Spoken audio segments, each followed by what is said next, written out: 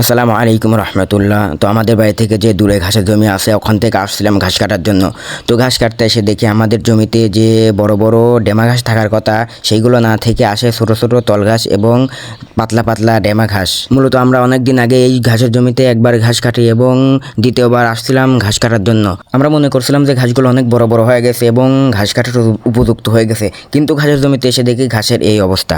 তো এই ঘাসগুলো খারাপ হওয়ার পিছনে বিভিন্ন ধরনের কারণ থাকতে পারে, যেমন অতিরিক্ত খরার কারণে এই ঘাসগুলোর শিকড় মরে যেতে পারে। তো আমরা যেহেতু এই জমিতে সেচ দিই না, তো সেচের কোনো ব্যবস্থা না থাকার কারণে সেচ দিতে পারি না। এছাড়াও এই ঘাস বীজগুলো খারাপ হওয়ার কারণেও ঘাসগুলো দু একবার কাটলেও মারা যেতে পারে। এই ডেমা ঘাসের বিভিন্ন অসুবিধা রয়েছে, যেমন আপনি যত ভালোই ঘাস বীজ সংগ্রহ করেন না কেন, তারপরেও দেখবেন যে সর্বোচ্চ 3 থেকে 4 কাটা দেওয়ার পরে এই ঘাসগুলোর গুণগত মান কমে যাবে। তাছাড়া অন্য অন্য ঘাস যেমন নেপিয়ার আছে, অন্য অন্য ভালো ভালো জাত আছে, ওইগুলো যদি লাগান যতবার কাটবেন তত আরও ওই ঘাসগুলো ভালো হতে থাকবে। তো আপনারা অনেকে আমাকে বলতে পারেন যে ভাই আপনারা কেন ওই নেপিয়ার না লাগিয়ে এই ডেমা ঘাস বুনছেন। তো আমরা নেপিয়ার লাগাইনি একমাত্র কারণই হলো এখানে বর্ষাকালে অনেক পানি হয়, যেহেতু এটা বিলের ধারের জমি। তো এখানে আমি এবং আমার ভাই ঘাসগুলো কাটছিলাম এবং আমার আব্বু এই ঘাসগুলো সাজিয়ে নিচ্ছিলেন। তো এই ঘাসগুলো কাটতে অনেক সময় লাগে এবং শ্রমও বেশি লাগে।